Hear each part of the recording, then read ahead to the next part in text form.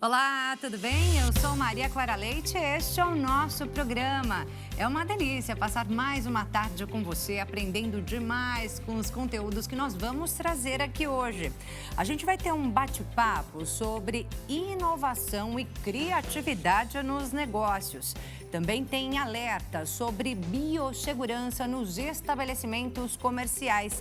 E a gente também vai falar sobre o abandono afetivo. O que é isso e como é que as crianças podem estar garantidas na lei para que isso não venha a acontecer? Isso e muito mais você acompanha a partir de agora aqui no nosso programa que já está no ar.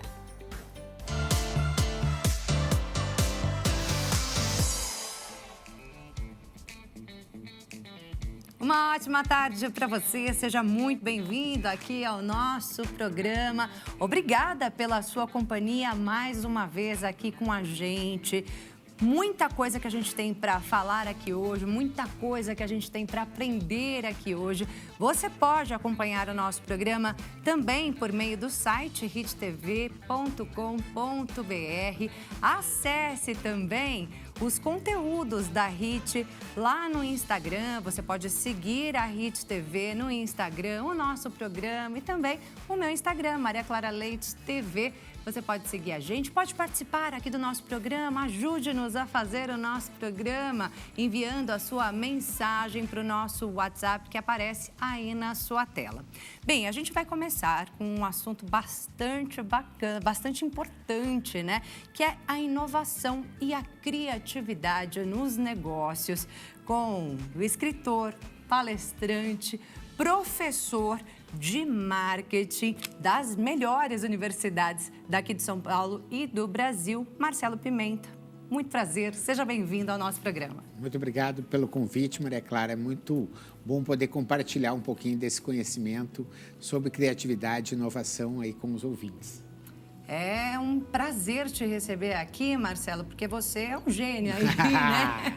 Nessa área, né? E eu queria que você já começasse falando, né? Como ter criatividade nos negócios? Como é que a gente desenvolve a nossa criatividade? Muitas vezes a gente esquece que tem criatividade, esquece de colocar a nossa cabeça para trabalhar. Eu não sei se hoje também, diante de tantas coisas que a gente tem ao nosso redor, né? Tantas ferramentas, tudo a gente vai procura no pai Google, né? E aí eu acho que a gente acaba esquecendo de desenvolver a nossa criatividade em muitos momentos. Então eu gostaria que você começasse falando sobre isso, Marcelo. Legal. Agora tem o pai Google e tem o filho mais novo, né, que é o ChatGPT. Né? Então, sempre tem novidades e acredito que essas tecnologias, elas podem sim nos ajudar a potencializar a nossa criatividade. Mas vamos dar um passo para trás e lembrar que a gente nasce criativo. Se você for ver uma criança, ela, nos primeiros meses, primeiros anos de vida, ela tem o seu potencial criativo ao máximo. O que acontece é que, com o decorrer do tempo, você vai tendo algumas barreiras sociais, né? Que a sua mãe diz, não usa essa roupa, que essa roupa é de domingo. Não come com a mão. Não bota a mão em cima do prato, não pode ficar riscando a parede, não pode. Existe uma pesquisa que mostra que até os 6 anos de idade, uma criança já recebeu 10 mil nãos. E às vezes isso é uma média, às vezes a pessoa recebeu 20 mil nãos, dependendo da criança. Isso que eu ia falar, até pouco, 10 mil. E tem crianças que recebem menos. E isso vai fazendo com que você tenha essa capacidade de estar alimentando ou não a sua criatividade. Então, acho que o primeiro ponto é todos nascemos criativos, mas alguns vão perdendo mais a confiança criativa.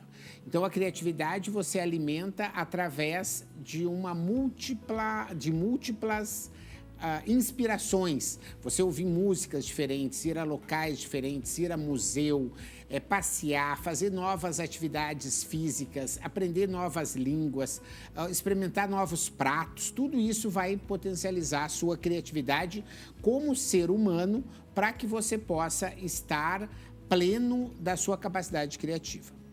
Feito isso, você entra na criatividade nos negócios. E a criatividade dos negócios, ela tem duas principais origens. A primeira é você entender o que o seu cliente quer. Porque esse talvez seja um dos maiores erros dos empreendedores, é querer fazer aquilo que ele acha que é importante, quando na verdade ele precisa fazer aquilo que o cliente considera importante. Então essa é a primeira fonte de criatividade. Se você for ver Uber, ou Spotify, ou YouTube, essas plataformas que são bastante conhecidas, você citou o Instagram, né? São plataformas que alguém percebeu que as pessoas queriam mostrar onde estavam. Elas queriam poder compartilhar o que estavam fazendo, o que estavam comendo, onde estavam viajando. E isso foi o que deu origem para que esses empreendedores criassem esses negócios que hoje são multimilionários. Então, prestar atenção no cliente é a primeira dica. A segunda é você entender que os negócios hoje eles têm uma relação muito grande. Então, por exemplo, o Uber é uma realidade. Você vai ver que o Uber, ele inspira aplicativos como o iFood, que entrega comida. Isso inspira lojas virtuais como o Mercado Livre, que entrega produtos. E isso inspira outros negócios. Agora você vai ter manicure que vai em casa, né? Você tem faxineira que pode ir na sua casa, que são inspirações que vieram de outros negócios. Então, você está percebendo a cada momento o que está dando certo, mesmo em outros segmentos, vai ser uma fonte de inspiração e de criatividade para que você possa melhor atender o seu cliente. Pimenta, criatividade e inovação nos negócios é o nosso tema aqui hoje. São duas coisas diferentes. São. O que é criatividade versus inovação?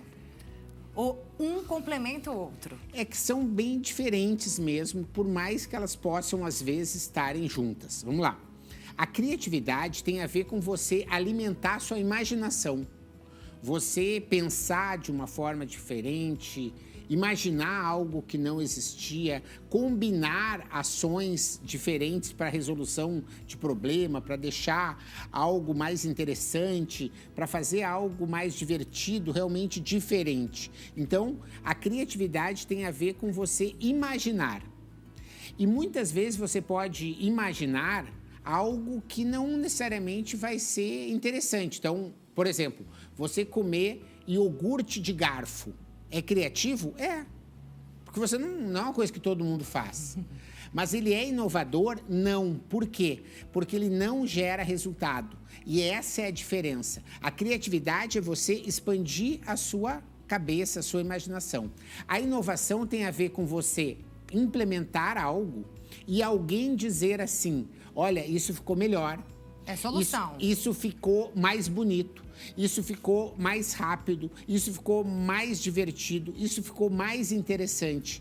Então, quando você tem algo diferente, que alguém percebe valor, a gente considera que é inovação.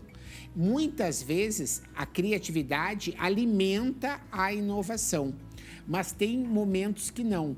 Por exemplo, quando você vai numa viagem, e você vai num restaurante e você descobre, por exemplo, que lá no local que você lava as mãos, tinha um espelho muito bonito que você não tinha no seu restaurante. Você olha e você chega e você implementa isso. Você foi criativa? Não necessariamente, porque você não teve essa ideia, você copiou, mas você foi inovadora, porque você colocou e o seu cliente disse, olha que legal, agora lá no local em que a gente lava as mãos tem um espelho lindo. Então, muitas vezes você pode inovar através da cópia. Você não necessariamente precisa ser criativo para inovar. Mas, sem dúvida, as melhores inovações são aquelas que reúnem a criatividade e a entrega de valor para o seu cliente. Nada se cria, tudo se copia? É, mais ou menos, né? Tem essa frase, é porque né? Essa história da cópia, eu acho que é legal deixar claro que a gente não está falando de algo antiético, pelo contrário. Mas a cópia, ela faz parte do nosso processo de aprendizagem, né? Se a gente aprendeu a ler, é porque a gente começou a copiar o A, o B e o C. Se você toca piano, é porque você aprendeu a copiar como as pessoas tocavam piano. Para você ser uma apresentadora, você começou copiando outras apresentadoras que faziam de um jeito que você achava legal, até que você encontrou o seu estilo. Para você se vestir elegante da forma como você está. Você copiou, às vezes, uma modelo, uma pessoa que você admira, e depois que você ganhou confiança, você começou a botar o seu estilo. Então, a cópia, ela é o processo de aprendizagem. Faz parte. Todo mundo começa copiando. Né? Se você não percebe isso, você não entende e não tem como aprender. Porque a cópia é o processo de aprendizagem. E assim que você domina, aí você vem com o seu talento, colocando o seu tempero. E até você falou, né? A criatividade, ela vem justamente das experiências de vida. Então, é o ir a um teatro, ir a um museu, a uma exposição, passear na rua, conversar com as pessoas, mas tendo um olhar clínico, um olhar diferenciado, né, Pimenta? Com certeza. Não é o simples estar ali curtindo aquele ambiente, aquele momento, mas observar realmente. A pessoa que pensa em empreender, que quer ser um empresário, não é ainda, a pessoa que está assistindo a gente em casa, ela precisa aprender a ter esse olhar em cada experiência de vida dela? Com certeza. A gente chama do olhar de turista, né? Porque é muito comum, quando você está numa cidade, a gente está aqui em São Paulo, e eu, às vezes, em sala de aula, eu pergunto assim, você já foi no Museu do Imigrante? Muitas vezes, paulistanos nunca foram. Mas a pessoa que vem do Rio de Janeiro, vem de Porto Alegre, vem de Recife, pega o final de semana e vai. E quando ele chega lá no Museu do Imigrante, ele quer saber quando foi fundado, por que essas cartas estão aqui, o que são esses livros, o que significa essas fotos. Ou seja, esse olhar curioso, ele tem muito a ver com o despertar da sua criatividade. Se você não tem esse olhar de entender as coisas, como elas funcionam, você não vai estar tendo insights, não vai tendo inspirações que vão permitir que você possa estar criando coisas novas. A gente estava conversando sobre inteligência artificial rapidamente, né? A inteligência artificial hoje é um mar aberto de oportunidades. Se alguém que está nos olhando aí está pensando em inovar e que tem alguma relação com a tecnologia, fica de olho na inteligência artificial. Quer ver um exemplo? Ensinar o seu filho, o seu pai, o seu vizinho a usar a inteligência artificial. Essa é uma oportunidade infinita hoje de novos negócios. Não existe escola que ensine jornalista a usar a inteligência artificial. Não existe escola que ensine cozinheiro a usar a inteligência artificial. Não tem escola que ensine uma manicure a usar a inteligência artificial. Isso é um campo aberto de possibilidades. Mas para isso você tem que estar com o olhar afinado para identificar as oportunidades e transformar essas oportunidades, que são ideias criativas, em algo inovador, que é, na prática, implementar e entregar valor. Porque o cozinheiro tem que chegar e dizer, olha que legal, depois dessa aula que você me deu, eu consegui reaproveitar muito melhor os ingredientes. Né? O professor que não sabe ainda usar a inteligência artificial, e eu hoje tenho 20 ou 30% do meu tempo durante a semana dedicado a ensinar professores sobre inteligência artificial. Por quê? Porque os professores estão sendo atropelados pelos alunos. Porque enquanto os professores muitas vezes têm resistência com a inteligência artificial, os alunos já estão nadando de braçada, como se diz. E quando não aplica isso em sala de aula, fica no passado aquela aula, né? E fica muitas vezes sendo enganado pelos alunos, porque as pessoas mandam, vai fazer uma pesquisa sobre a história do Brasil, conta lá como é que os portugueses chegaram, etc, etc. A gente, né, quando foi para a escola, tinha que ir na enciclopédia, Barça. Na Barça, exatamente. Hoje, se você não cuidar, o aluno pergunta para o ChatGPT, me conta aí a história de como os portugueses descobriram o Brasil, como estava aquela época. Ele vai dar uma redação super legal, ele vai entregar para o professor vai dar nota 10 e a criança não aprendeu. Então, o professor precisa estar entendendo como utilizar a inteligência artificial. Então, esse é só um exemplo, né? Daí você pode pensar, mas é só inteligência artificial? Não, vou para o outro extremo. O outro extremo é a nossa saúde mental, né? Que não tem a ver com nada com inteligência artificial, mas tem a ver com esse mundo cada vez mais acelerado, com alimentos processados, com um estresse constante, uma cobrança cada vez maior, uma série de compromissos na agenda. Você está olhando para mim, daí você está no celular, você saiu para jantar e está todo mundo no celular respondendo WhatsApp, tirando selfie e pedindo Uber e comprando alguma coisa. E aí você vai dormir, não consegue dormir, porque a sua cabeça está totalmente acelerada. Você conhece alguém que tem problema para dormir atualmente? Lógico, óbvio. Você sabe que existem pesquisas que mostram de cada 10, 6 brasileiros têm problemas hoje para dormir. Sim, e as pessoas... os remédios para dormir são os mais vendidos aqui no nosso país, né? E a pessoa, olha só como como eu digo, que é um mundo de oportunidades, né? Você tem as pessoas que ficam no celular, na cama, até o sono vir e diz que não tem sono. Mas como que a pessoa vai ter sono se ela está estimulando o seu cérebro, tanto com informações... Quanto com a luz. Quanto com a luz. Não, e não é só luz. Porque antes, aí nossos avós, era uma luzinha. Não, agora é YouTube, é jogo, é luz que pisca, é colorido, é som, é animal que salta da tela, sabe? E aí você diz, mas eu não consigo dormir. Mas é óbvio, você está pegando o seu cérebro e você está dando uma injeção de adrenalina na hora em que você precisava... apagar. Né? Se você tem gato ou cachorro? Não tenho. Ninguém é perfeito, mas um dia ainda vai ter. Né? Porque se você olha o seu cachorro, você vai ver que ele, quando o sol se põe, ele começa a procurar a caminha dele, a fazer aquela rodinha, né, para buscar um quentinho. E de manhã ele não precisa de despertador, ele desperta. Né? Com a Revolução Industrial, né, no início do século XX, já teve uma primeira mudança, porque as pessoas antes iam dormir quando o sol se punha, porque não tinha como ficar acordado à noite. Não tinha para quê, né? Aí começou a ter a eletricidade, etc. E agora essa revolução da internet está criando essa dica. Então, olha aí, ó, nos dois extremos. Por um lado, saúde mental, cuidar da alimentação, exercício físico, meditação, sono, tudo isso é um mundo de oportunidades. Inteligência artificial para criar música, receitas, estudar, etc. Um mundo de outras oportunidades.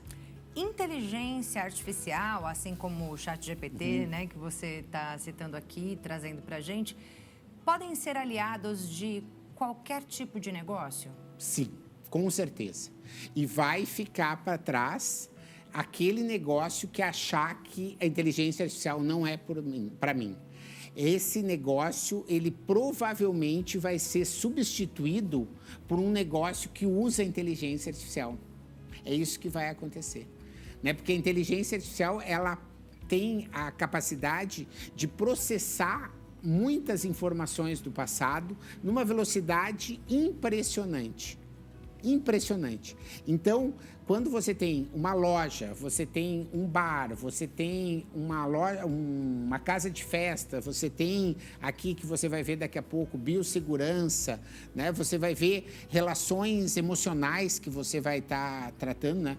Você sabe que nos Estados Unidos, de cada 10 americanos, 2 semanalmente já tem uma conversa com um avatar virtual de inteligência artificial, porque essa sociedade, ela tá tão maluca que as pessoas preferem muitas vezes falar com um robô, que o robô vai ter um jeito humano de conversar, a pessoa não vai entender que ele é um robô, mas ele vai ter um detalhe, ele só vai te dizer aquilo que você quer. O robô não vai te mandar a corrigir nada, a que você mude, a dizer que você está errada. Não, ele só vai te dizer aquilo que você quer ouvir e as pessoas querem ouvir o que elas gostariam de ouvir.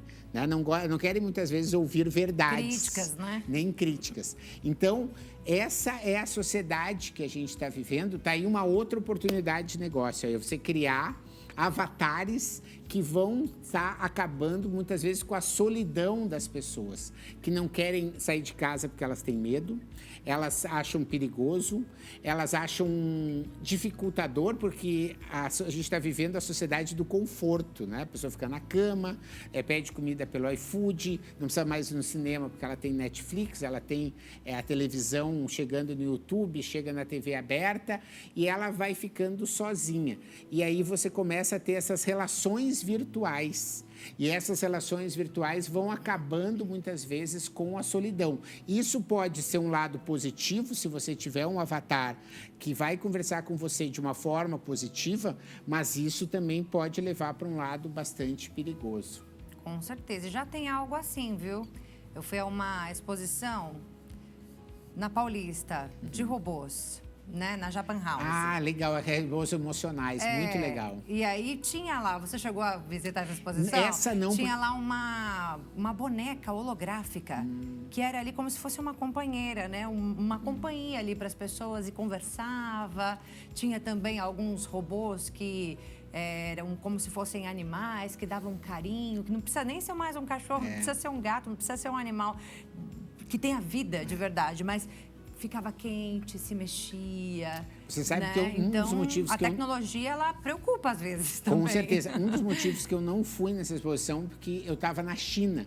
Eu fui fazer uma viagem de pesquisa na China e você não acredita que a China está anos-luz à nossa frente nesse sentido, né? Com Hoje certeza. você tem robôs que fazem coisas assim impressionantes. E como eu digo, isso a gente não deve se assustar, né? Pega um exemplo bem prático de uso da tecnologia para a qualidade de vida. A China é um país praticamente do tamanho do Brasil, um pouco maior, mas ele é gigante como o Brasil, né? Tem muito mais população, mas em termos territoriais ele é praticamente do tamanho do Brasil.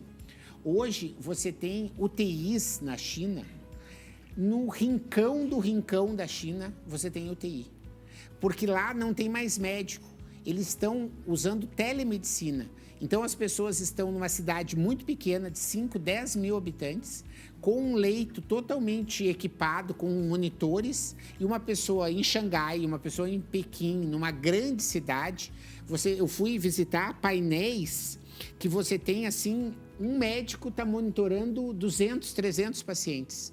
E você consegue entregar uma qualidade muito maior por um custo muito menor.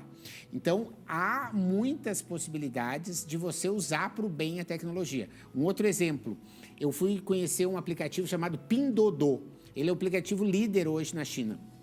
Você vai e para fazer sua feira, você consegue estar visualizando os produtos que o fazendeiro lá, que o verdureiro, porque lá na China, por questões políticas, cada agricultor tem no máximo 1.500 metros quadrados, não existe grandes fazendas como a gente tem aqui. E aí então você vê e você diz, olha, eu quero aquela melancia. Aquela melancia você compra pelo seu aplicativo até às 6 horas da tarde. Até às 6 horas da tarde do outro dia, eles entregam na sua casa sem custo. Aquela melancia que você viu colhendo.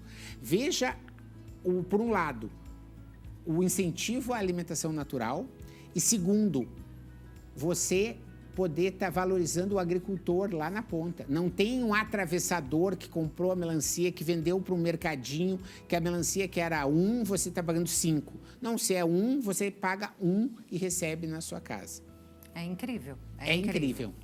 Marcelo, o nosso tempo está acabando, mas só para a gente relembrar aqui o passo a passo, aqui no nosso programa, a gente traz muito artesanato, né? A gente conversa com aquela pessoa que está em casa acompanhando a gente nessa programação da tarde, falando sobre começar a empreender, né? Começar a fazer ali algo de artesanato, alguma coisa que ela possa fazer ali dentro de casa, né? Dar início a esse negócio.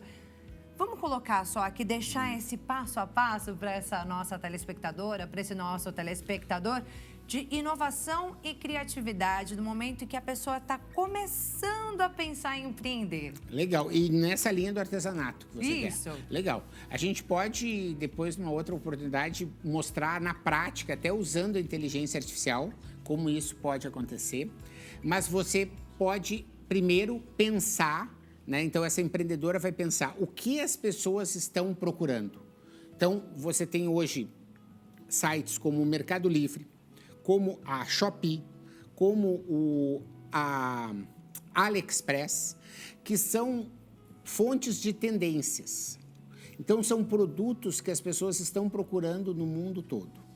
A partir dali, você conecta isso com a sua realidade regional. Então, se a nossa amiga telespectadora ela está no Nordeste, ela pode estar pegando, vamos dizer que a tendência é um tipo de luminária.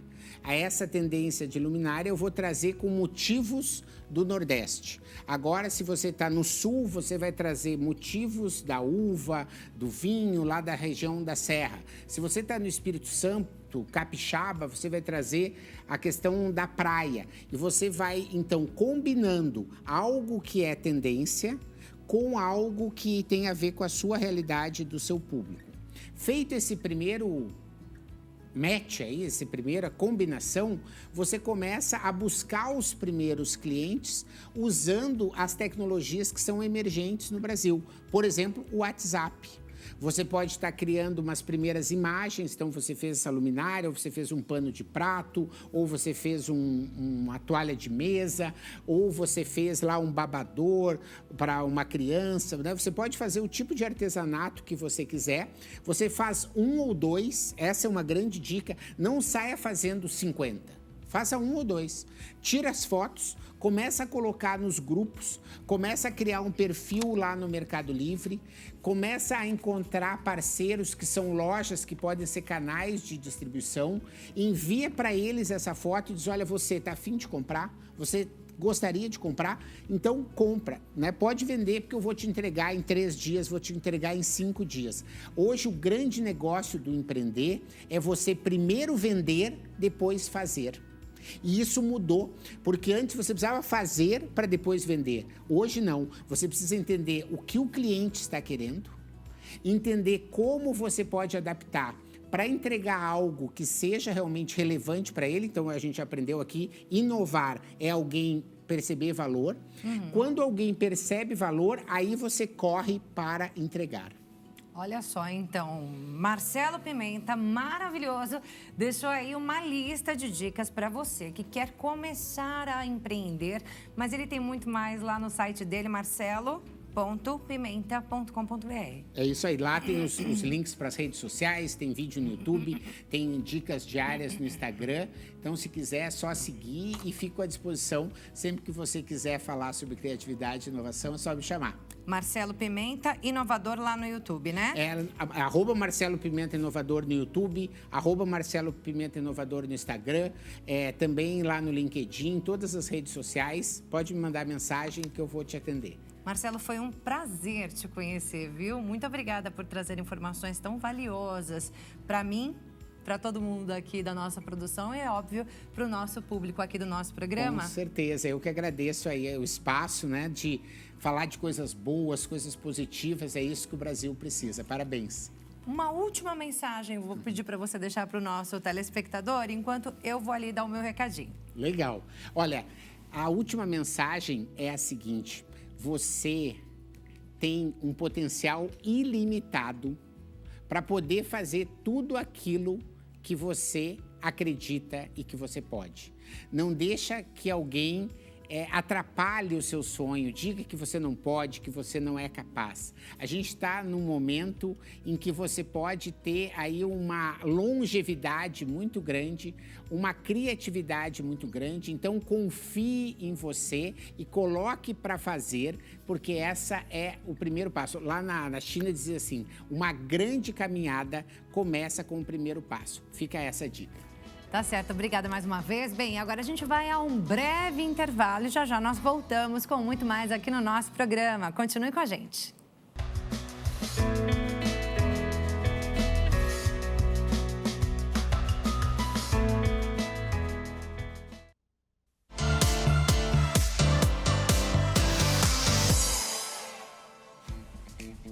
Já estamos de volta com o nosso programa. A você que chega agora, seja muito bem-vindo ao nosso programa. Muito obrigada pela sua companhia. A gente já bateu um papo bem interessante, bem importante aqui no primeiro bloco sobre inovação e criatividade nos negócios. E o assunto agora é segurança, ou melhor, é biossegurança nos estabelecimentos. É isso mesmo, a gente vai falar especialmente sobre aqueles estabelecimentos de beleza, salões de beleza, entre outros, com a Daniela Pontes, que é biomédica especialista em biossegurança. Daniela, prazer te conhecer.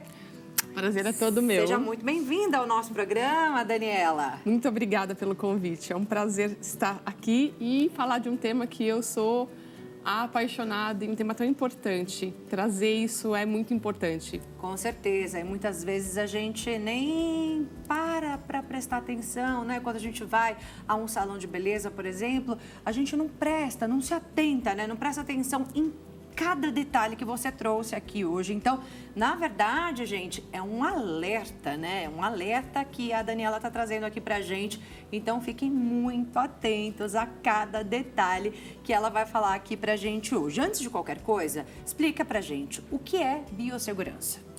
Então, a biossegurança, ela é todo o cuidado que o profissional precisa ter num procedimento que possa ter contato com mucosa, com sangue, com secreção. Então, a gente precisa entender que os estabelecimentos de beleza, ele tem que ter esse cuidado, porque a gente fala em contaminação. A gente está falando de micro-organismos, de algo que a gente não enxerga e que pode ser tão perigoso tanto para o profissional quanto para o cliente. Então, esse cuidado é o que a gente precisa ter dentro dos estabelecimentos para evitar qualquer tipo de contaminação de qualquer profissional ou também dos seus clientes. Que é o mesmo cuidado, Daniela, que se tem dentro dos hospitais, dentro das clínicas, que outros estabelecimentos que contam com a biossegurança? Por que a gente tem essa questão desses cuidados? A vigilância, ela classifica a área da beleza como uma área de interesse da saúde. Tá. Porque os riscos de exposição dentro de uma clínica médica ou dentro de um salão são muito parecidos, porque se você tem um procedimento estético que vai ter contato com o sangue, você pode ter um risco grave de contaminação por hepatites, HIV, assim como você tem numa clínica. Né? Exatamente. Qualquer tipo de doença assim desse tipo. Exatamente. Tá ótimo. E aí, a Daniela trouxe aqui pra gente, né, vários demonstrativos aqui do que deve ser feito, do que não deve ser feito. Exatamente. Já vamos começar então, Daniela? Sim. Começamos então pela cera, é isso? Isso. O que eu trouxe aqui? O que é importante? A gente tem que entender que o nosso corpo ele é repleto de micro-organismos. Então, tudo que vai na pele contamina. Então, o que o profissional precisa ter consciência? Encostei na pele, ou o material vai descartar, ou você precisa individualizar ou desinfetar. Então, quando você pensa em depilação, eu até faço eu vou até fazer um teste aqui para vocês perceberem. A gente tem micro-organismo na pele, né? O que é esse gel que você está Esse passando? é um gel normal, só para vocês, é que eu vou colar glitter. Ah, tá. Então, eu quero fazer uma demonstração para a gente poder enxergar os micro-organismos. Tá Como a certo. gente não consegue, eu faço algo muito prático. Então, vamos pensar que a nossa pele ela é repleta de micro-organismo, só que a gente não está enxergando. Muito piticos, né? Exatamente, vistos só no microscópio. Mas aqui a gente fez um aumento, assim, máximo. Exatamente. E esses daqui são os micro-organismos da nossa pele. Da nossa pele. E uma variedade, por isso que é colorido. Então, nós temos isso. diversos. Quando eu pego uma cera de depilação, você fala, nossa, mas por quê? Qual que é o problema?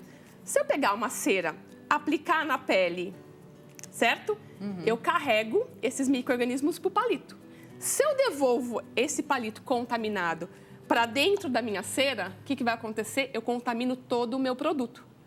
Quando eu for usar esse produto em outra pessoa, essa outra pessoa vai ser contaminada por mim, porque os meus micro-organismos carregaram o produto. Exatamente. Então, só que esse produto aqui nessa termoceira é um ambiente muito propício para proliferação, porque é um ambiente muito quentinho. E micro-organismo gosta do quê? Ambiente úmido e quente. Então, quando a cliente daqui 1 hora vier fazer essa mesma depilação, porque aqui eu fiz, pode ser feito numa virilha, imagina, você tem outros tipos, você tem problema com candidíase, que pode ser transmitidas dentro de espaços de beleza. Muitas vezes, inclusive, sangra. né? Essa virilha, ela sangra quando vai Pelo fazer... É grosso. Quando faz ali a depilação. E aí você carrega. Então, o que a gente precisa entender? Quando você vai fazer um procedimento de depilação, a profissional segura, que atende com biossegurança, o que ela faz? Ela pega, vou pegar aqui um palitinho, ela pega essa cera, ela aplica a cera na pele normal. E joga fora o palito. Só que ela pega esse palito e descarta. E volta um palito limpo. Então, o que vai acontecer? Eu vou preservar a qualidade do meu produto. Ou, se a cliente não quiser desperdiçar, a profissional não quiser desperdiçar um monte de palito, ela tem um copinho desse, porciona e joga o copinho com um palito no lixo. Olha só. E aí ela não A questão contamina. quem presta atenção em tudo isso? Se você que está em casa não presta atenção em tudo isso na hora de fazer depilação, então atente-se. Esse é o alerta que Daniela Pontes está trazendo para a gente hoje, né? Então, na hora de fazer uma depilação, tem que trocar o palito a cada momento, cada vez que ela pega ali, que ela coloca o palito no potinho para pegar um pouquinho de cera, tem que jogar fora, tem que descartar, ou então um potinho como esse, que é um potinho de papel, aquele papel Aqueles parece de descartável. sorvete, sabe? Tá certo. Ele é de papelãozinho, você usa um palito, a cera e descarta inteirinho. Pronto. Sobrou cera, não usa mais. Exatamente, sobrou, não usa. Se você Jogou fora. Jogou fora. Mas aí a profissional, ela acaba medindo. Com o tempo, ela vai tendo Ela tem experiência de destreza, quanto né, vai de usar, quanto. né? Exatamente. Isso daqui é algo muito importante, porque a gente, às vezes, acontece muito o que eu já vi muito, candidíase em depilação. Por conta disso, às vezes, quando você pegou uma candidíase e não sabe aonde, e você Pode fez ter sido na depilação, depilação. pode ter sido, porque o fungo, ele prolifera de uma maneira muito, muito, muito rápida, e a contaminação, né? E às vezes a pessoa pensa assim, não, morre, porque é muito quente, imagina, não vai sobreviver àquela alta temperatura da cera. Mas é pelo contrário, né, Daniela? Para você ter ideia, para o micro-organismo morrer, você conseguir destruir, é mais de 100 graus. A cera aqui, ela não chega nunca a isso, senão você não ia aguentar, você ia queimar a pele. Exatamente. Então, o ambiente da termocera é muito propício para proliferação de micro-organismo do que mesmo para matar os micro-organismos. Isso pode ser tanto na cera do método espanhol, que é a cera quente, ou então do próprio Rolon. Porque o Rolon que a gente faz também é a mesma coisa, né? As pessoas pegam o produto, tira, eu até trouxe ele bem, eu fiz uma Já tem um engenhoca. monte de micro-organismos de pele Tem, ó. Eu faço isso porque... Ó, vamos mostrar aqui na câmera. Olha só, você consegue ver? Todas as lantejoulas que estão ali dentro, ó, são os micro-organismos. É a representação dos micro-organismos Exatamente. da nossa pele. Passei na pele, carreguei para dentro do produto. O que elas fazem? Ou elas compartilham entre todas, então usou em mim, depois usa em você e usa numa próxima até terminar. E aí você vai tendo essa contaminação. Ou então tem profissionais que guardam isso daqui para você daqui 30 dias. Só que mesmo que guarde para você, os nossos micro-organismos também continuam proliferando e a gente aplica um produto contaminado na pele, porque os nossos micro-organismos também podem causar algum tipo de doença em nós mesmos. Foliculite, uma série de outras doenças. Então, não pode nem guardar para a mesma cliente e nem usar em várias. Quer dizer, esse método de depilação, na verdade, não é muito indicado nesse caso, né? Então, o Rolon, ele foi criado para uso home care, para em casa. Uhum. E aí depois foi apropriado e as profissionais começaram a utilizar. Então, o Rolon, ele é de uso único. Se você não quer desperdiçar, porque é o que elas falam, mas a gente vai desperdiçar muito produto. Existem outras técnicas com ceras que você consegue aplicar com o próprio palito, fininha, tirar com papel igual o Rolon e que o risco de contaminação é bem menor. Mas no caso, né, como você está mostrando aí, não é algo higiênico, não é algo recomendável nem para usar em casa. Se você usar e jogar fora, sim. Mas assim, pela quantidade, você não vai usar uma vez só. Exatamente, Muito você provavelmente. tem um desperdício grande de então, produto. já não é o método mais recomendável. Sim. Descarte esse método. Eu prefiro outras técnicas que você tem um desgaste menor de produto, de tudo isso. Pelo menos é mais seguro, né? Exatamente. Esse método aqui não é muito seguro. É isso que a Adriana deixa claro aqui pra gente, né? Esse aqui acaba sendo um pouco mais seguro, mas isso se trocar o palito cada vez que fizer a aplicação. Exatamente, não é isso? Exatamente. Mas antes fosse somente a depilação, né, Adriana? Não é só a depilação, não. Tem um monte de procedimentos que acontecem nos estabelecimentos de beleza que exigem esse cuidado e você trouxe cada um deles aqui pra gente. O que mais que a gente tem? A gente tem uma outra questão que é muito a maquiagem. Quais cuidados na maquiagem? Porque a maquiagem também é um detalhe que as pessoas falam, poxa, mas é compartilhar o pincel em todo mundo e a gente está falando de mucosa. Até eu trago um pouco, assim, vocês compartilham escova de dente? Quem é que divide escova de dente? Ah, esqueci a minha, me empresta a sua. Nem com o esposo, né? Nem com o esposo.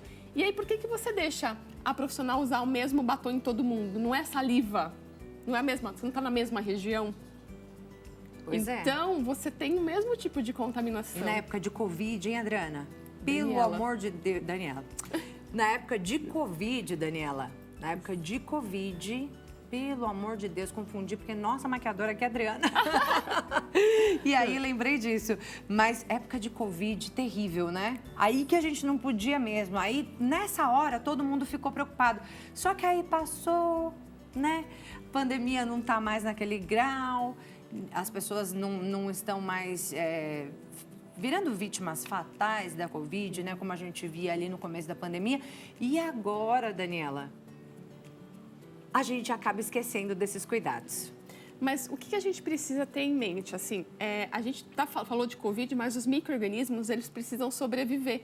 E eles vão fazendo o quê? Encontrando formas de ficarem mais resistentes. Uhum.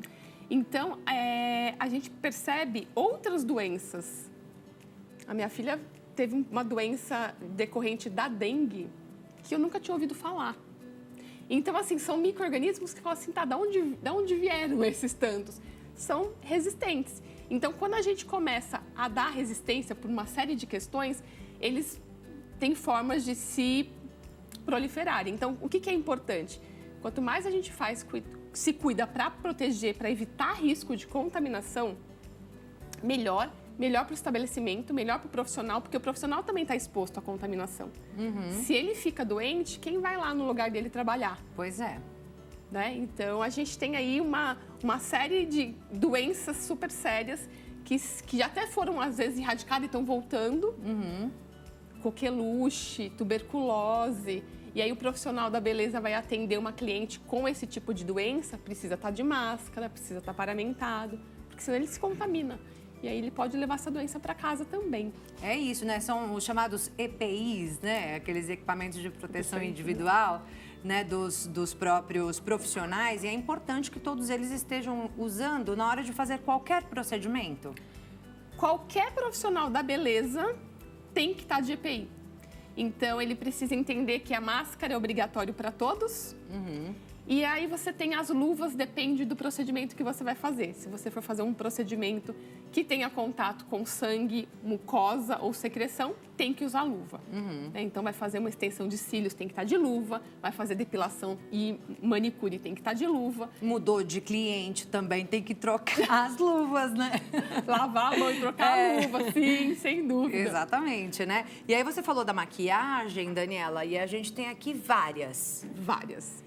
Tudo precisa ser trocado, tudo precisa ser higienizado corretamente, mesmo para a própria pessoa, né? Mesmo que essa espuma aqui, essa esponjinha seja só minha, eu também preciso lavar. Sim, porque lembra que aquilo que eu mostrei da cera do rolão? Exatamente. Aplicou na pele, você vai carregando aquilo com os seus próprios micro-organismos, que podem se proliferar e podem causar algum tipo de doença para você mesmo, uma foliculite, alguma coisa que pode prejudicar você. O profissional tem que ter o dobro ainda, porque ele compartilha entre uma pessoa e outra. E a minha microbiota é totalmente diferente da sua. Então, a gente precisa ter esse cuidado. E uma das coisas bem legais, que até trouxe esse lencinho para te mostrar, é, por exemplo, você consegue fazer uma maquiagem com biossegurança sem levar o pincel para a paleta, sem contaminar a paleta. Apenas friccionando aqui e tirando do papel com o pincel. Quer ver? Você pode pegar aqui o pincel. eu posso pegar aqui, ó, tá carregado, e eu faço a maquiagem tirando o pó do papel. Porque a gente nem lembra disso, né? Também é mais uma coisa. Assim você não contamina a sua paleta. E o que eu escuto, assim, Dani, a maquiagem não fixa, a maquiagem não fica legal. E a minha maquiagem, a minha maquiadora maravilhosa, ela faz exatamente dessa forma. Por sua orientação, agora ela trabalha desse jeito. Ela é totalmente biossegura. Então, assim, dessa forma, ela faz essa aplicação e a maquiagem fica perfeita. Sem craquelar, sem sair antes do tempo. Eu fico o dia inteiro maquiada. Então, é muito... Então, perfeita mesmo sua maquiagem, viu? Daniela não se maquiou aqui na Hit, ela já veio maquiada, né? Com todas as técnicas de biossegurança aplicadas aí na sua make. Sim, ela vai comigo para onde eu for. Então, isso é um ponto importante, que é tirar a sombra sem contaminar, né? A nossa paleta. E tem os descartáveis, né? Então, existem vários descartáveis que você pode usar. A escovinha para máscara de cílios, sobrancelha. Tem um bem legal, inclusive, que ela que me deu. Você pode, é um porta-batom, tá vendo? Ela coloca um batom que usou na sua make aqui, ela coloca aqui e aí ela te dá para você levar para festa. Olha que bacana. Então, assim, e ele é totalmente seu. Ela te dá um kit, né? Com a sua esponja, com o seu... Isso é muito interessante. Aí você cobra por isso, porque aí você vende um serviço com muito mais qualidade e você coloca valor no seu atendimento, né? Sim. Então, isso é um diferencial do maquiador também. É isso, né? Porque a biossegurança é o valor ao negócio. Né? A biossegurança faz com que aquele negócio seja realmente um negócio de credibilidade. Exatamente. É isso, né? Porque se você for pensar, o mercado da beleza é um mercado muito grande. Vasto. Então, a gente tem profissionais em tudo quanto é esquina, de qualquer jeito. O que pode diferenciar um profissional do outro pode estar na biossegurança. O que te faz ser aquele profissional destaque na sua região, aquela pessoa que, igual a Ana, que tá sempre comigo, é justamente isso. É falar, olha, eu atendo dessa forma e então eu carrego ela onde for. Então, você tem aqueles clientes que fidelizam justamente por toda essa questão da biossegurança. E é um diferencial. Com certeza. É muito, muito, muito importante, né, tudo isso. E aí você trouxe aqui pra gente também, Daniela, máscara, que no caso seria uma EPI, né? Como a gente já falou. Exatamente. Touca. Touca também, dependendo do procedimento, é importante que o profissional esteja utilizando, ou às vezes até o cliente. Você vai fazer um procedimento no rosto com uma cera, que possa cair cera no seu cabelo. Imagina cair uma cera de depilação no cabelo. Pelo amor de Deus, né? Então, às vezes é um EPI até para a própria cliente não ter risco de cair produto no cabelo. Então, a touca, ela possa ser até para o cliente ou para o profissional mesmo, tá? Esses pincéis de maquiagem aqui, você trouxe dentro do saquinho. Esse daqui são pincéis limpos. Então, o que o maquiador deveria fazer? Um kit de pincel por cliente. Então, eu usei esse kit em você. Esses pincéis que eu terminei de usar em você, eu vou lavar para usar em outro cliente. Então, o maquiador tem que ter vários kits. Se ele tiver 5 atendimentos no dia, ele tem que ter 5 kits para usar. Aí ele vai, lava no final do dia com produtos adequados. É isso que eu ia te perguntar, tem algum produto específico? Sim, então, a gente tem produto à base de quaternário de amônio e peróxido de hidrogênio. Ele faz uma excelente desinfecção, você lava com um shampoo neutro, tira todo o resíduo da maquiagem, deixa ele imerso num desinfetante, que é um desinfetante excelente para matar todos os micro-organismos no pincel. E você usa para a próxima cliente. Aí imagina, você chega na sua cliente com um kit bonitinho, individualizado, limpinho para ela. É o diferencial da biossegurança, né? É o diferencial, é o que vai prender aquele cliente, né? E ainda aqui no saquinho, ó, tá escrito materiais limpos. Por quê? Porque tem os materiais sujos. Imagina se você coloca o material limpo no material sujo. Exatamente. Então, dá pra ver que todos os pincéis estão realmente aqui todos bem lavadinhos. Parece que foram comprados agora. Impecáveis. Né? Impecáveis e materiais limpos com a descrição aí certinha, né? maravilhoso. Esse pote aqui com pó de arroz? Com pó. Também é outro que não dá pra gente colocar o pincel, colocar no rosto, coloca o pincel, coloca no rosto e aí, coloca na tampinha? Então, você pode colocar... Qual que é a técnica ou a dica? Você pode colocar ele na tampa, você pode pôr naquelas placas de inox. Então, tudo que é líquido se põe em placa de inox. Né? Então, você vai porcionando nas placas de inox e da placa você aplica do cliente. Nunca você leve nada, a não ser que seja a primeira vez que o pincel tá limpo, né? Aí você vai... Mas para não ter erro de voltar o pincel sujo, então é melhor porcionar o pó e aí depois você aplica, né, de um lugar separado que não da embalagem original, para não voltar o pincel e ter risco de confundir. Exatamente. Sempre porcionar. E as placas de inox tirar o que é líquido, né? Base, né? Então tudo que for líquido para... Coloca ali uma porçãozinha na placa, né? E dali você aplica. Coloca o pincel e aplica. Você que está em casa, presta atenção nisso. Já fez uma maquiagem com maquiadora em algum salão de beleza? Se não prestou atenção nisso, comece a prestar atenção a partir de hoje, hein? Que mais que a gente tem aqui, Adriana? Adriana, de novo, o nome da minha maquiadora. Que mais que a gente tem aqui? Daniela. Uma coisa importante que eu quero trazer, porque eu já passei sufoco com isso, é manicure. A gente tem a questão do material esterilizado, certo? Por que eu falei que eu já passei sufoco? Porque eu já fui num espaço de beleza e ela falou que o material estava esterilizado e ele não está. Ele só estava dentro do saquinho, mas ele não estava esterilizado. E como que eu sei? Eu sei porque eu trabalho com isso. Porque os saquinhos, eles vêm com uma marquinha cor-de-rosa. Olha, fica essa dica também, hein? Essa marquinha cor-de-rosa, quando você passa pelo processo de esterilização pela autoclave, ela muda de cor e fica cinza. Porque quando entra na autoclave, o equipamento ele já vai dentro do saquinho, certo? Ele vai dentro do saquinho. Então, para você ter certeza que a embalagem foi esterilizada, ela tem que mudar de cor. Sai de rosa para cinza ou marrom, mas ela tem que mudar de cor. Quando você vê um saquinho que continua cor-de-rosa, ela pôs dentro da embalagem, mas não está esterilizado. Olha, gente, que perigo. E o vírus da hepatite, ele fica até 72 horas na superfície. Então, se você fizer a unha de alguém que tem a hepatite, daqui 2 dias, se você for usar o alicate em outra pessoa, essa pessoa pode se contaminar com hepatite dentro de salões de beleza. E esse número de contaminação em salão por hepatite é muito grande. E, às vezes, a cliente não sabe aonde ela pegou. HIV também, né? Pode o HIV acontecer, não? é mais difícil, porque o vírus do HIV, ele é muito frágil.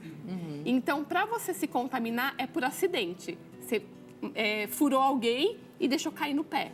Na mesma hora? Na mesma hora. Entendi. Agora, de pegar de uma pessoa para outra é mais difícil. Daniela, nosso tempo já está quase no final. Você tem mais algumas coisas aqui. O que você gostaria de destacar para a gente encerrar? O que eu gostaria de destacar, que eu acho que é mais importante de tudo, é... Mesmo na manicure mesmo, né? Então a gente vê, poxa, esterilizou o material, só que aí ela usa o material descartável, o palito, só que ela pega aquela lixona gigante e usa em todo mundo. Então, assim, se é para ser descartável, tem que ser tudo descartável. Então não dá para você fazer metade do procedimento com biossegurança e a outra metade não, porque senão, de qualquer forma, você está contaminando. Então, eu até trouxe aquelas lixinhas, sabe aquelas lixas grandonas são os blocões? Você corta ela, pequenininha, e aí você usa uma por cliente. Separa. O que você não pode é usar aquele bloco em todo mundo. Senão não faz sentido você esterilizar tudo, individualizar a lixinha e não, né, individualizar todo o material que é necessário mesmo. E mais uma vez, lembrando então aos donos, né, dos estabelecimentos o quanto é importante, né, realmente investir na biossegurança, que faz com que aquele estabelecimento se torne realmente de credibilidade, né, e mais buscado, né? Os clientes, eles acabam se fidelizando ali naquele lugar justamente por causa desse detalhe que é muito importante. Isso daí? É isso mesmo. Daniela Pontes, biomédica especialista em biossegurança.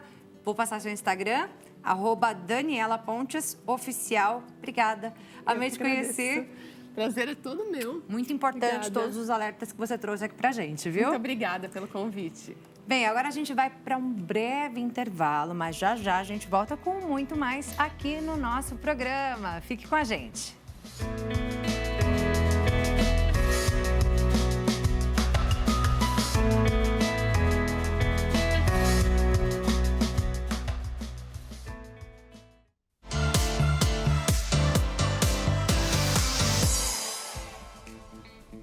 Já estamos de volta com o nosso programa. Você que chega agora, muito bem-vindo. Muito obrigada pela sua companhia. Participe aqui do nosso programa, sempre com as suas perguntas, sugestões de pauta, também com opiniões. Conta a sua história pra gente, divide com a gente a sua história, né? Conforme os assuntos que nós formos trazendo aqui. Agora, nesse bloco, a gente vai falar sobre abandono afetivo. Como garantir o direito à proteção? E é claro que quem vai falar sobre direito aqui é o nosso advogado, né? O Leonardo Girundi. Mais uma vez, bem-vindo, doutor Leonardo, aqui ao nosso programa. Boa tarde, privilégio estar aqui novamente. Com você sentado nessa cadeira é a primeira vez. Sentado aqui com você é a primeira vez, privilégio. Desejo sucesso nessa nova fase e esse programa é maravilhoso, né? E para mim é um privilégio poder fazer parte e ajudar tantas pessoas ali do outro lado da tela. Tá certo. Para mim é um privilégio tê-lo aqui, né, trazendo tanta informação para a gente, né? Informação de extrema importância, de extrema relevância, né? A gente vai falar sobre abandono afetivo, que é uma realidade em muitos lares brasileiros. Sim. Só para que as pessoas consigam entender o que é esse termo, explica para a gente, doutor. De que se trata o abandono? Eu falo isso sempre, porque é interessante que a gente ouve tantos termos, né? E tantas siglas que a gente não sabe muitas vezes o que é. Muitas vezes até replicamos muitas dessas expressões e siglas, mas não sabemos. Se chegar para uma pessoa na rua e falar assim, o que é STF? A pessoa fala STF o tempo todo, mas às vezes na hora de explicar o que é, a pessoa não consegue entender. E o direito é recheado disso, de termos difíceis, complicados, mas não é mais complicado do que a vida comum e ordinária que nós vivemos no dia a dia. Abandono afetivo é uma realidade, né? Como todas as demais áreas dentro da área do direito de família, eu falo que o direito de família é, com certeza, o direito mais quente de todo o arcabouço legal do direito brasileiro. O direito de família é o mais quente, é aquele que fica mais perto das pessoas, né? A gente fala do direito constitucional, liberdade de expressão, liberdade de imprensa, liberdade religiosa, mas o direito de família está ali, a gente se sente na pele. A gente ouve a notícia do lado, a gente tem um caso na família, dentro do ônibus você ouve alguém passando por essa situação, o direito de família está ali. E é interessante porque o direito de família, ele é também dos ramos do direito, aquele que mais muda. Porque as famílias não leem a lei. Inclusive a minha tese de mestrado foi nesse sentido. A pessoa não lê a lei para escolher como que ela quer viver. Ninguém olha lá na lei e fala assim, eu posso viver com uma pessoa, com duas, com três, eu posso ter filho dentro do casamento, fora do casamento. Ninguém faz essas escolhas de acordo com a lei. Então, a lei vem da área do direito de família para equilibrar aquilo que é escolhido pela sociedade. A sociedade vive e aí a lei vem para regulamentar ou regular esta situação. Então, a escolha, sendo boa ou má, é feita pela sociedade. A gente devia ter essa aula na escola, né, doutor? Devia aprender isso na escola. É verdade. A gente fala que saber escolher faz toda a diferença. E nós pagamos por nessas escolhas a vida toda. Né? Essa área específica do abandono afetivo é algo que tem crescido muito porque as relações têm sido mais fluidas ou menos firmes ou seguras como eram no passado. Exatamente. O relacionamento no passado era bem dividido. Nós tínhamos namoro, nós tínhamos noivado, nós tínhamos casamento. Hoje, isso tudo acaba misturando tanto que você olha para uma pessoa e não sabe se ele está namorando, se ele está noivando, se ele está em união estável ou se ele é casado. Né? Tudo muito misturado. Por causa disso, nascem essas situações. Hoje nós temos, por exemplo, um grande crescente, por exemplo, a utilização do contrato de namoro. Sim. Por que cresce o contrato de namoro? Porque para evitar de falar que a pessoa está vivendo em união estável. Porque antes o ato sexual era fundamental para, por exemplo, provar essas situações. E hoje já não é mais. Antes não existia ato sexual, ou não existia, ou existia menos, né? O ato sexual não... Ou era escondido. Ou era escondido, né? Eu nem acho só que era só escondido, por causa das consequências. Sim, sim. Sim, hoje, por exemplo, nós temos métodos anticonceptivos mais difundidos do que no passado. Sim. Mas nós temos um número maior de crianças que nascem sem o registro paterno. Tem um número até aqui que sim, eu são coloquei. números assustadores. Só em 2023 foram registradas mais de 172 mil crianças sem o nome do pai, segundo dados do Portal da Transparência do Registro Civil. Então, isso demonstra claramente a falta de responsabilidade nos relacionamentos. Tá? Ficou muito... o relacionamento muito simples. Qualquer coisa vale. Tudo pode. E isso gera consequências na sociedade, né? O abandono afetivo, esse número chega lá no abandono afetivo. Sim. E o que é o abandono afetivo? O abandono afetivo é quando a pessoa não cumpre a que nós chamamos de responsabilidade ou de paternidade responsável. É quando a pessoa, muitas vezes, mesmo sendo registrada como pai, não cumpre a sua função como pai. A função afetiva como pai. A pessoa, por exemplo, pode pagar a pensão alimentícia. Isso que eu ia falar. A pensão alimentícia e a proteção que se garante afetivamente falando, sim. são duas coisas bem diferentes. Totalmente distintas. E é muito comum, inclusive, existir muita mistura nisso. Eu tenho casos, por exemplo, de clientes que ligam e falam assim, não vou deixar o pai visitar a criança esse mês. Eu falei, mas por quê? Eu falei, porque ele não pagou a pensão. Eu falei, não tem nada a ver uma coisa com a outra. Não é porque paga a pensão que tem direito à visita. Inclusive, esse termo de visita nós já mudamos. Hoje em dia nós tratamos como convivência. Porque visita dá aquela sensação de só ir ver e voltar, né? Exatamente. E conviver é a necessidade. A criança... Distancia, né? Distancia. Então, a criança... E não é só direito do pai ou da mãe. É direito da criança. A criança tem direito a conviver com seus pais, com seus avós, com seus parentes. Então, é direito dela. E isso faz diferença na sua educação, na sua maturidade, na sua criação. Então, aquele parente que não cumpre com a função de dar ali o afeto, a segurança necessária à criança, pode ser condenada civilmente e criminalmente por esse fato. Isso é abandono efetivo. Doutor, a gente sabe que, por exemplo, a pensão alimentícia, né, ela tem ali um período que ela precisa ser disponibilizada para aquela criança, para aquele filho, para aquela filha, né, até uma determinada idade, depende se menino ou menina, tem ali algumas questões, né? Sim. E com relação a essa parte afetiva, também tem idade? Tem idade. Tem idade. Tem idade. Tem Chega situações... um momento que o pai não tem mais obrigação ou a mãe não tem mais obrigação de oferecer aquela proteção afetiva. Não é exatamente a questão de obrigação, porque muda. Muda. A mãe sabe muito bem disso, né? A criança necessita de certas proteções quando é bebê. Outras quando se torna adolescente. Sim. Né? E depois quando se torna adulto. Então, o abandono efetivo tem essas fases todas. Implicações e complicações. Implicações e complicações, por quê? Porque pode gerar traumas, ou é mais intenso as questões de traumas na infância. Depois da maturidade, a pessoa já está ali casada, com 30 anos de idade, 35 anos de idade, ela muitas vezes já está bem resolvida. Então, a segurança afetiva nesta etapa é diferente do que de um bebê. De uma criança com 3 anos, com 5 anos, né? Uma pessoa com 35 anos talvez já não espere e não se afeta se o pai não chegar na hora da formatura.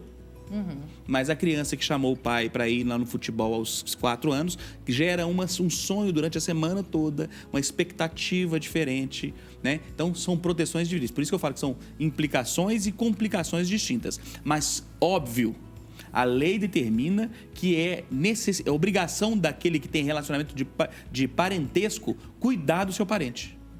Em qualquer fase. Então, essa obrigação, inclusive, muda quando se torna idoso.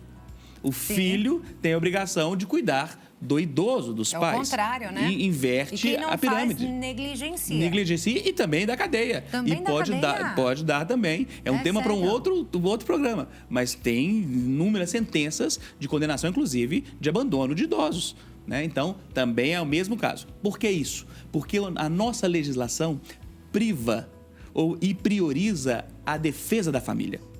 A família é muito importante para nós, para a nossa legislação. Por isso, os parentes têm obrigações e responsabilidades mútuas, em fases distintas e em momentos distintos. Dizem, né, que somente quem não paga pensão alimentícia que vai para a cadeia.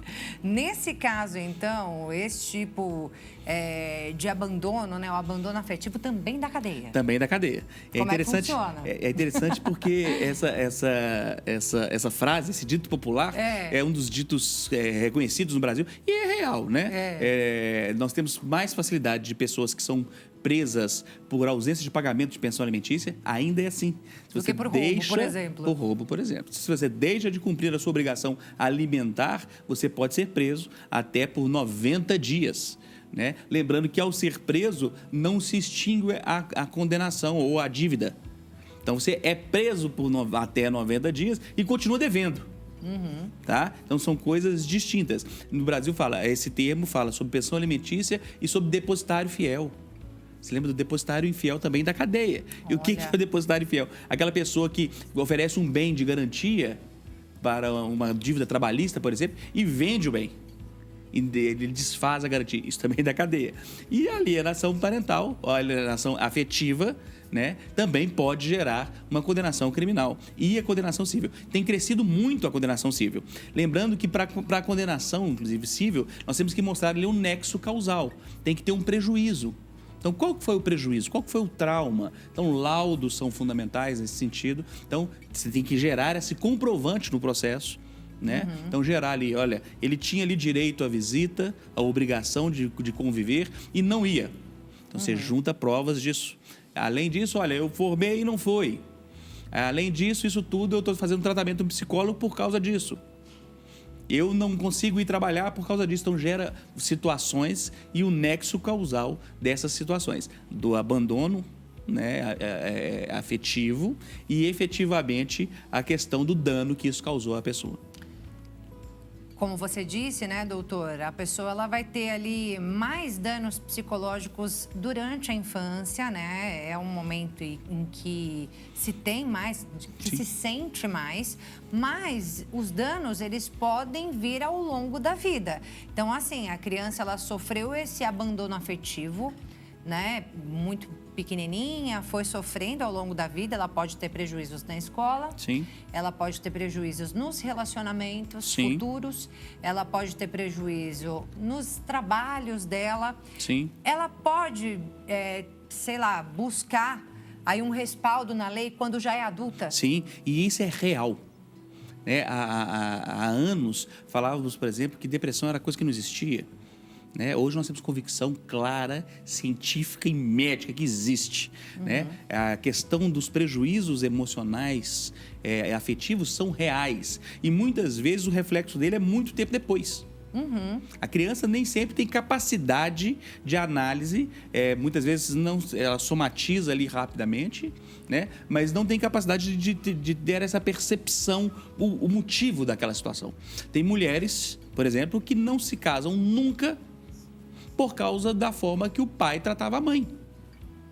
E a pessoa só descobre isso 20 anos depois. E quando vai fazer terapia. Então, muitas vezes, e isso é real, né? A criança olha, não, homem bate. Homem bate, casamento não é bom. A criança vai gerando essa situação nas suas emoções e isso afeta profundamente o seu relacionamento futuro. Então, pode sim, no tempo futuro, exigir ali uma condenação por isso no passado, de fato acontecido no passado. Eu conheço famílias que o casal se separou, né? Tinha filhos e aí não tinha um abandono afetivo no sentido de que o que era chamada de visita, né? Sim. A convivência, ela era atendida conforme aquilo que havia sido estabelecido pela lei, né? Sim. Então, foi estabelecido dessa maneira. Porém, no momento desse encontro, não era um encontro saudável, não era um encontro bacana. Às vezes já existe um outro casamento, um segundo casamento, e esses relacionamentos... Geram novos filhos. Exatamente. E aí essa criança, ela já não é... Sente insegura. Exatamente. Isso também é abandono afetivo. Também perfeita a sua colocação. Porque muitas vezes, quando a gente recebe o mínimo exigido, pode gerar a sensação ou a ideia de que é suficiente. Né? Quando a lei determina ali um valor mínimo para a pensão alimentícia, ou quando o juiz condena uma pessoa na pensão alimentícia, o valor mínimo, determina ali o número de visitas mínimas, de convivência mínima, aquilo é um mínimo exigido. Não significa que aquilo seja suficiente.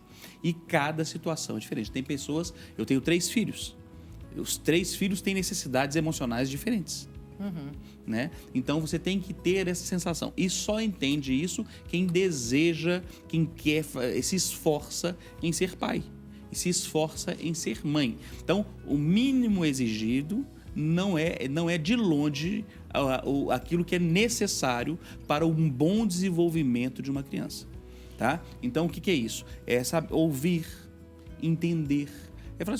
São perguntas básicas que você pode analisar se você é um bom pai ou não. O seu filho te conta o que ele está passando, sofrendo? As angústias, aquilo que ele está passando no dia a dia da escola? Como que estão os relacionamentos emocionais dele? Ele te conta, ele te liga e fala, pai, você acredita que aconteceu isso? Um rapazinho me bateu, aconteceu isso na escola. Ele tem coragem de dividir isso tudo com você? Você tem feito parte do dia a dia do seu filho? Isso é relacionamento. Relação de confiança, né, doutor? Relação de confiança, de ouvir. Você está apto a ouvir ou você só ouve o seu Instagram? Ou se você só ouve o seu TikTok? Ou quando seu filho está do seu lado, você larga tudo isso? Exige que ele largue, mas você larga também? Então, isso tudo é bom para você medir como está o seu relacionamento. Lembrando que este mundo que nós vivemos nos faz, muitas vezes, sermos reféns da loucura. Ficamos no dia a dia como se dentro de uma roda de um camundongo. Você lembra daquela corridinha que o camundongo fica correndo ali na rodinha? Blá, blá, blá, blá, blá. Você corre o dia inteiro, trabalha todo dia, acorda às 6 horas da manhã, vai pegar o ônibus no mesmo lugar, entra no metrô no mesmo lugar, faz as mesmas coisas. Chega no final do dia, a sensação que deu é o seguinte: nada mudou, eu não andei, eu não saí do lugar. Então nós temos que tomar cuidado para que essa situação não afete tudo na nossa vida. Tudo. A vida, por exemplo, profissional é assim. Porque se você continuar fazendo só isso todo dia, você nunca vai sair do lugar. Então você não vai evoluir na sua carreira profissional. Você vai ter que achar um tempo nisso, dessa correria aí, para estudar, para desenvolver. A mesma coisa no relacionamento pessoal. Você tem que achar uma forma de fugir dessa roda para se relacionar com sua esposa. Para ouvi-la, para entendê-la. A mesma coisa com os filhos. Sempre assim. Aí faz diferença. Isso é relacionamento. Tá vendo só, gente? O doutor Leonardo Girundi veio aqui não só para dar uma aula de direito pra gente, né? Sobre essa questão do abandono afetivo, mas para deixar conselhos isso também, é bom. né? A gente lida com família o dia inteiro, né? Então a gente conhece o problema da família. É isso. Agora, se você tem alguma dúvida sobre direito, qualquer dúvida, hein? Doutor Leonardo Girundi está sempre aqui, toda segunda-feira, aqui no nosso programa, no quadro Seu Direito. Você pode mandar uma pergunta para ele pelo nosso WhatsApp, DDD 11, número 33375886. Também tem o e-mail, né, doutor? Tem o e-mail, seuddireito@hittv.com.br. Anota aí, você está aí na cozinha, às vezes, cozinhando, fazendo um ovo. Fazendo um pão de queijo, mineiro gosta de pão de queijo. Está aí fazendo o seu pão de queijo, veio uma dúvida, fala, gente, e isso, como é que eu faço? Anota o nosso e-mail, seuddireito@hittv.com.br. Obrigada, doutor. Foi um prazer te receber aqui, viu? Conte comigo, sempre. Beijo, gente. Até mais. Até a próxima. Tchau, tchau. É isso. E assim a gente encerra, então, o nosso programa. Muito obrigada pela sua companhia. Continue acompanhando a gente sempre de segunda a sexta-feira, às 14h, aqui na Hit TV. E se você perdeu ou quiser rever algum programa, entra lá no Hit TV ao vivo no YouTube. Fica com Deus. Beijo e até a próxima. Tchau, tchau.